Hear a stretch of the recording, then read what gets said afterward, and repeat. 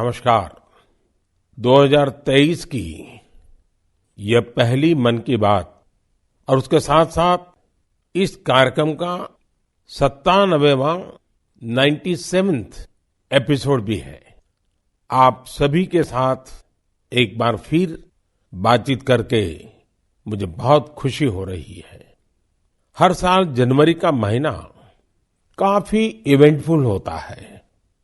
इस महीने 14 जनवरी के आसपास उत्तर से दक्षिण तक और पूरब से पश्चिम तक देश भर में त्योहारों की रौनक होती है।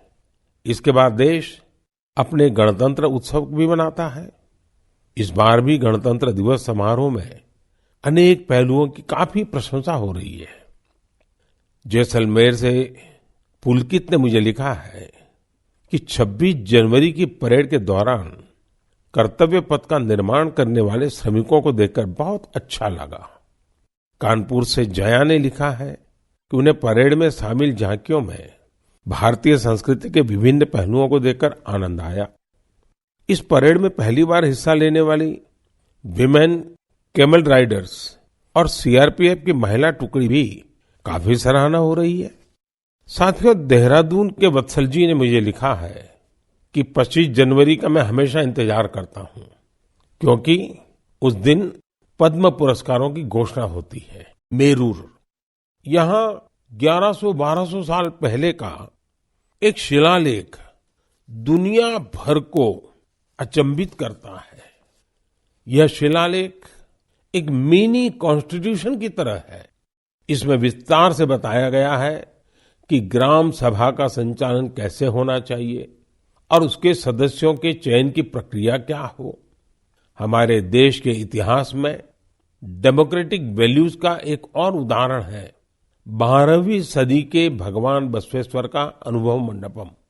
यहाँ फ्री डिबेट और डिस्कशन को प्रोत्साहन दिया जाता था।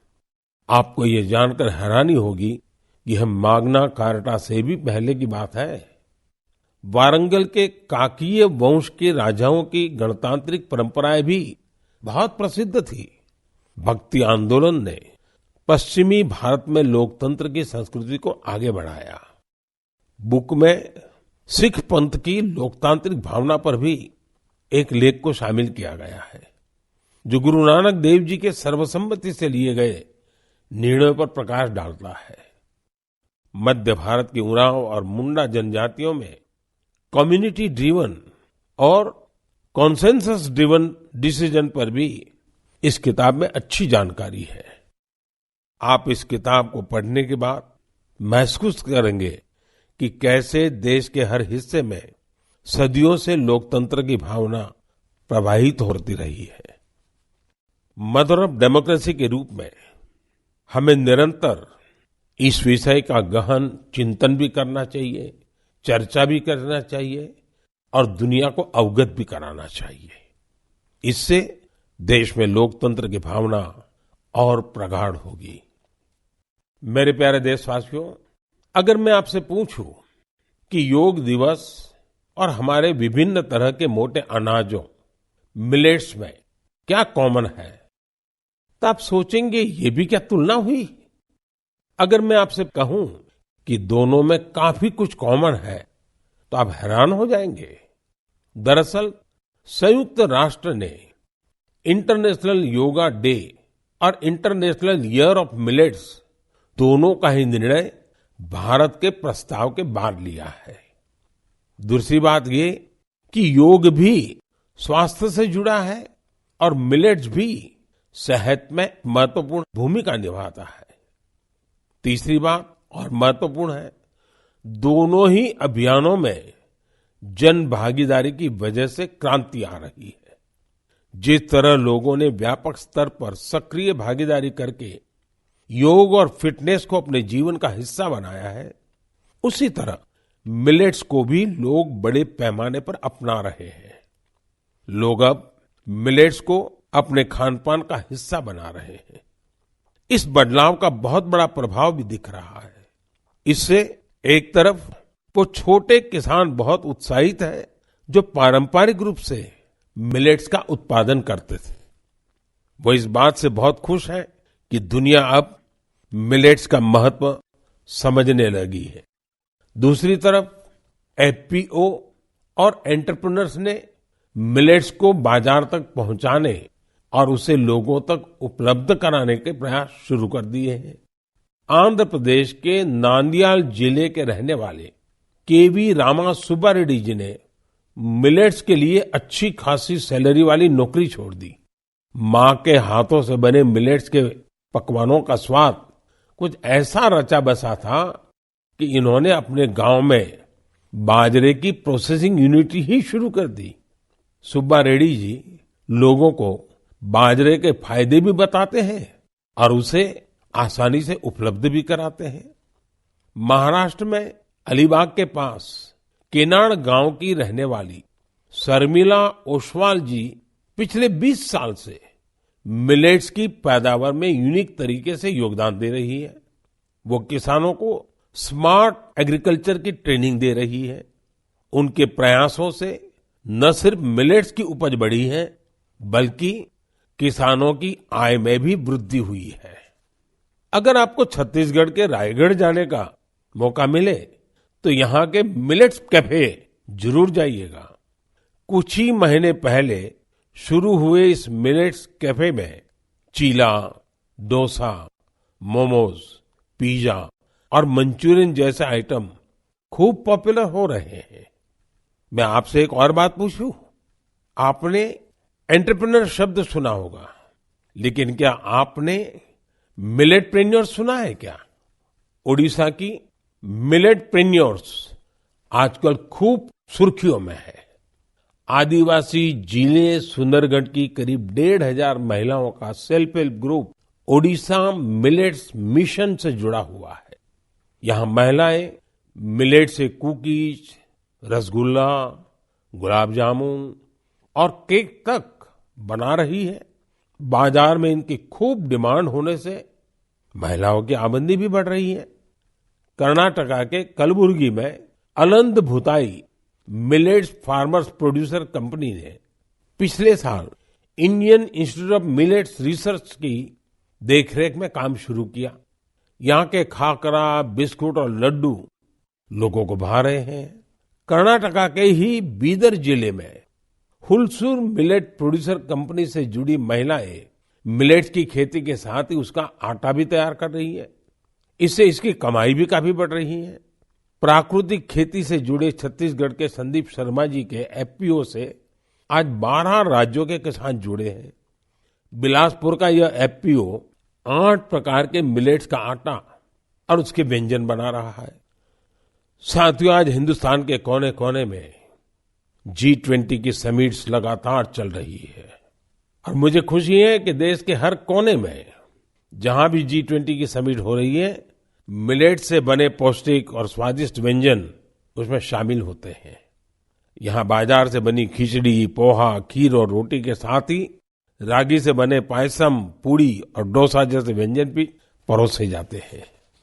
G20 के सभी वेन्यूज पर मिलेट एग्जीबिशन में मिलेट से बनी हेल्थ ड्रिंक, सीरियल्स और नूडल्स को शोकेस किया गया। दुनिया भर में इंडियन मिशंस भी इनकी लोकप्रियता बढ़ाने के लिए भरपूर प्रयास कर रहे हैं। आप कल्पना कर सकते हैं कि देश का ये प्रयास और दुनिया में बढ़ने वाली मिलेट्स की डिमांड हमारे छोटे किसानों को कितनी ताकत देने वाली है।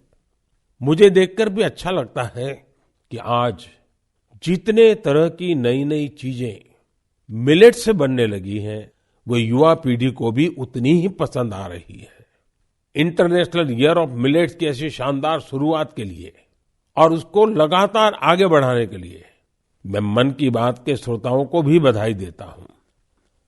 मेरे प्यारे देशवासियों, जब आपसे कोई टूरिस्ट हब गोवा की बात करता है तो आपके मन में क्या ख्याल आता है? स्वाभाविक है, गोवा का नाम आते ही सबसे पहले यहाँ की खूबसूरत कोस्टलाइन, बीचेस और पसंदीदा खान पान की बातें ध्यान में आने लगती है। लेकिन गोवा में इस महीने कुछ ऐसा हुआ जो बहुत सुर्खियों में है। आज मन की बात में मैं इसे आप सबके साथ साझा करना चाहता हूं। गोवा में हुआ ये इवेंट है पर्पल फेस्ट। इस फेस्ट को 6 से 8 जनवरी तक पणजी में आयोजित किया गया। दिव्यांग जनों के कल्याण को लेकर यह अपने आप में एक अनूठा प्रयास था।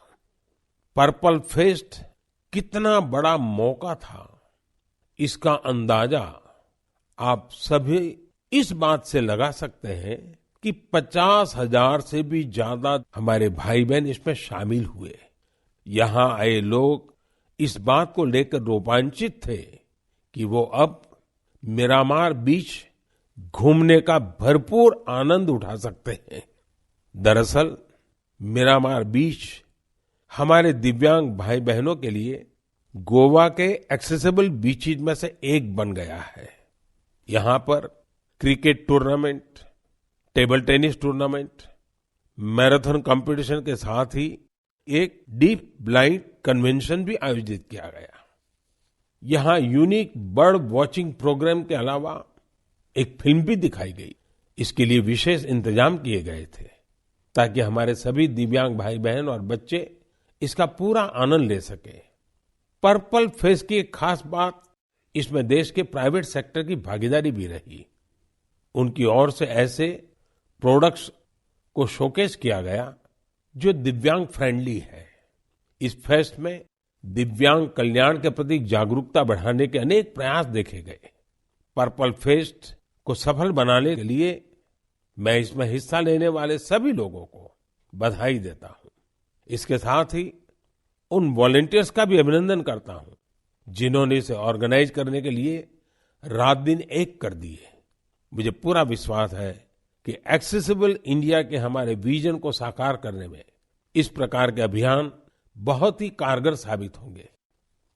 मेरे प्यारे देशवासियों, अब मन की बात में मैं एक ऐसे विषय पर बात करूंगा जिसमें आपको आनंद भी आएगा, गर्व भी होगा और मन कह उठेगा, वाह भाई वाह, दिल खुश हो गया।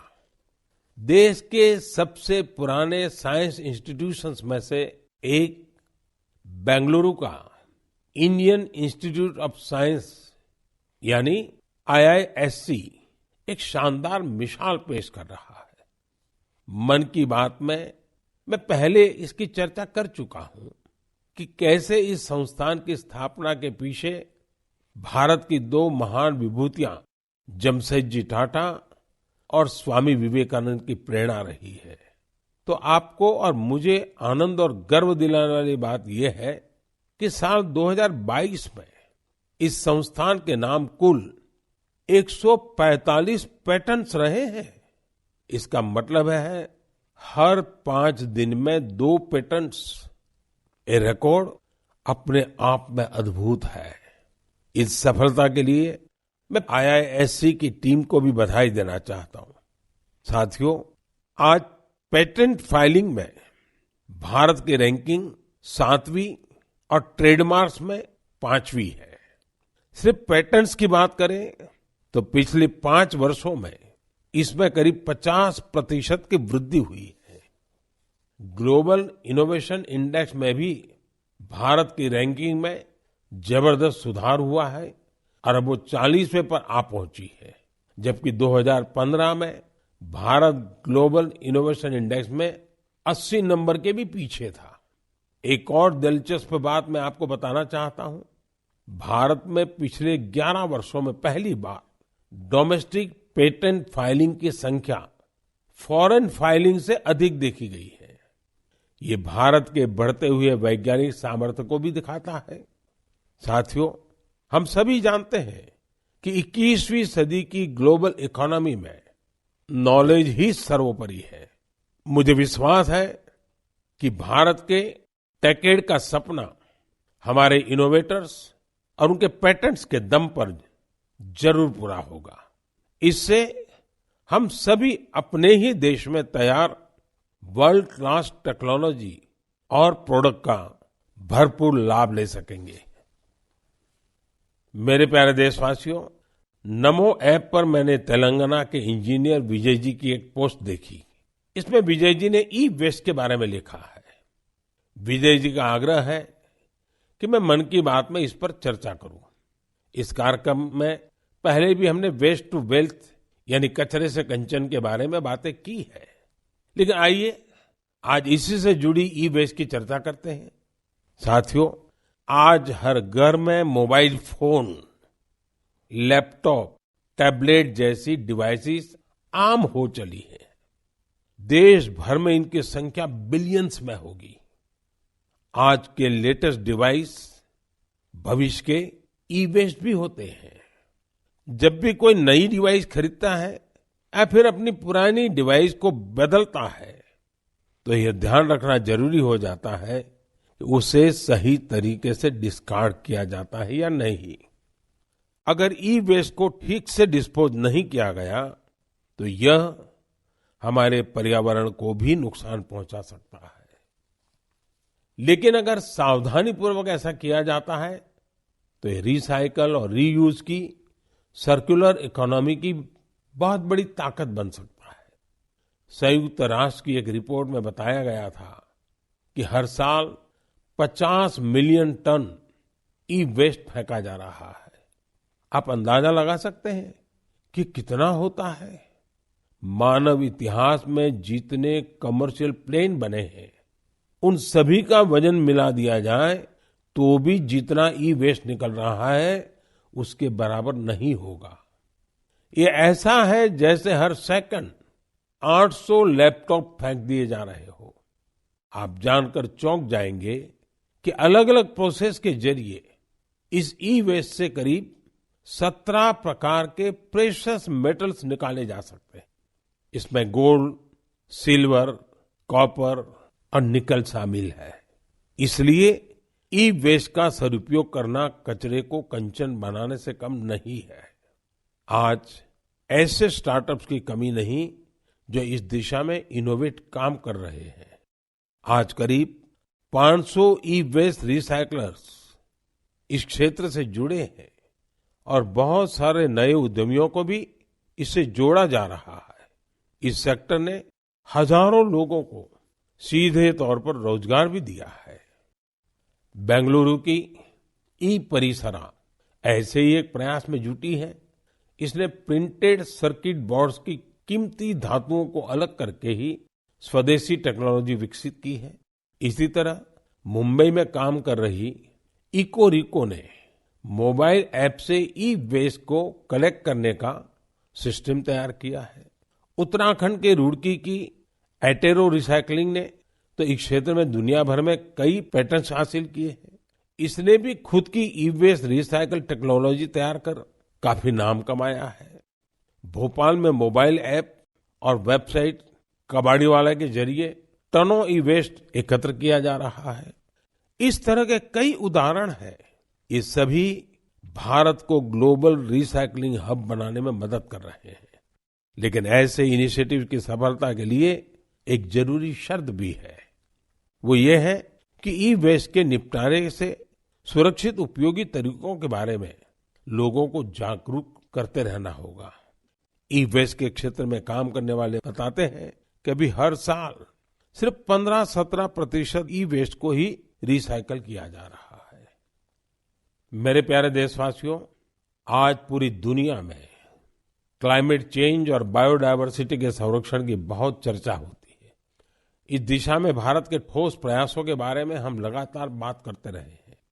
भारत ने अपने वेटलैंड्स के लिए जो काम किया है वो जानकर आपको भी बहुत अच्छा लगेगा। कुछ श्रोता सोच रहे होंगे कि वेटलैंड्स क्या होता है।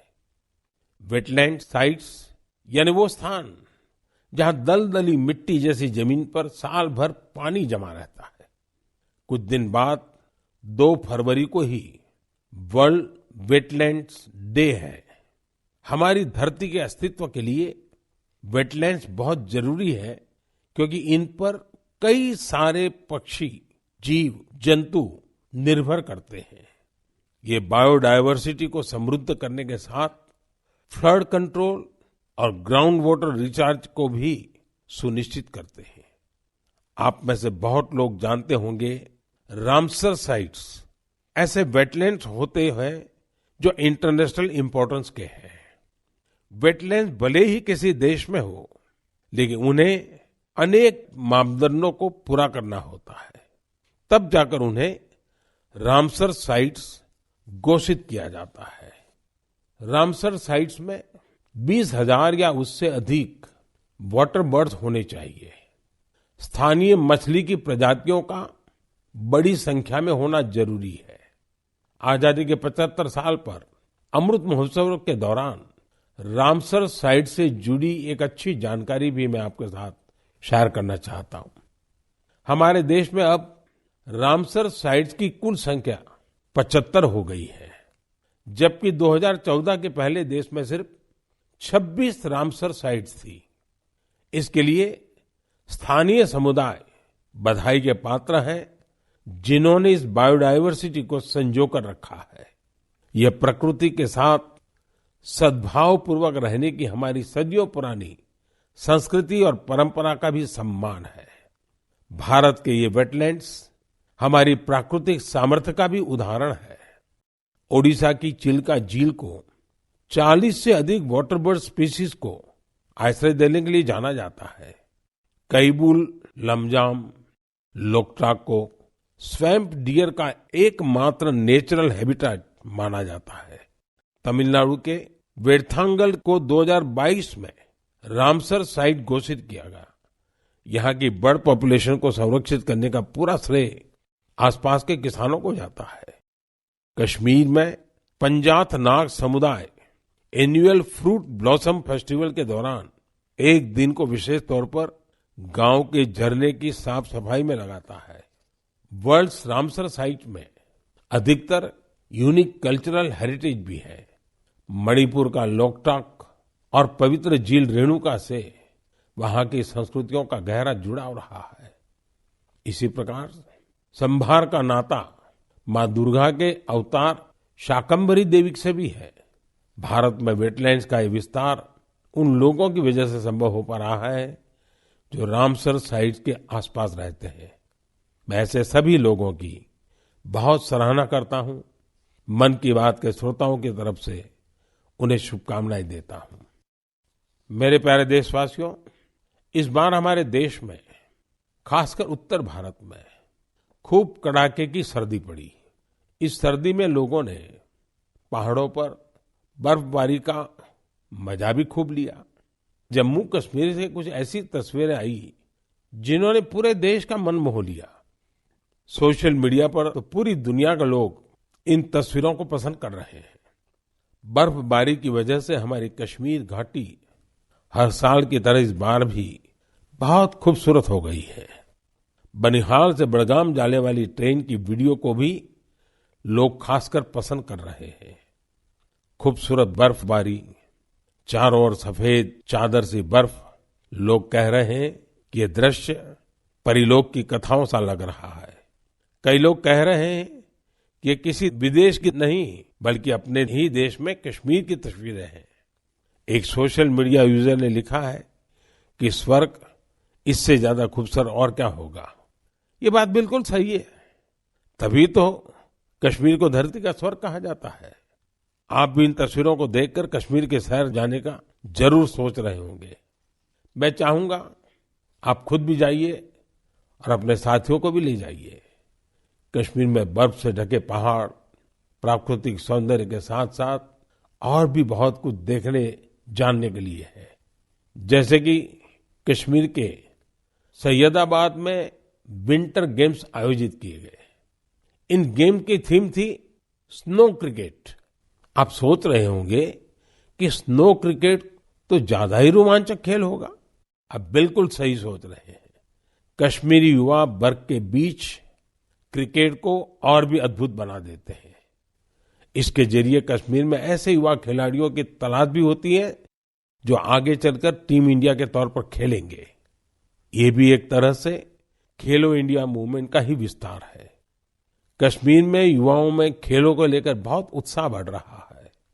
आने वाले समय में इनमें से कई युवा देश के लिए मेडल जीतेंगे, तिरंगा लहराएंगे। मेरा आपको सुझाव होगा कि अगली बार जब आप कश्मीर की यात्रा प्लान करें तो इन तरह के आयोजनों को देखने के लिए भी समय निकालें। ये अनुभव आपकी यात्रा को और भी यादगार बना देंगे। मेरे प्यारे देशवासियों, गणतंत्र को मजबूत करने के हमारे प्रयास निरंतर चलते रहने चाहिए।